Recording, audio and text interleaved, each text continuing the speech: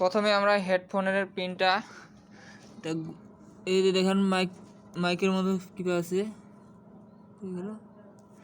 দাঁড়ান, এই যে দেখেন মাইক্রোফোনের মতো চিহ্ন আছে, এইটা এই কালারটা দেখেন পিঙ্ক মনে হয় কালার বলে, এটা ঢোকাবেন।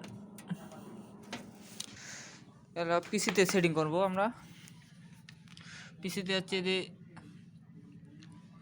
এখানে যে সাউন্ড বাড়ানোর যে অপশনটা আছে, এটার ডান পাশে মাউসের ক্লিক করব, তারপর হচ্ছে সাউন্ড রেকর্ডিং, এখানে টাচ করব। তারপরে দেখেন এখানে মাইক্রোফোন এটা চালু আছে দেখেন। এখন এখানে এটার মাউসের ডান পাশে ক্লিক করব, তারপর হচ্ছে প্রপার্টিস, তারপরে হচ্ছে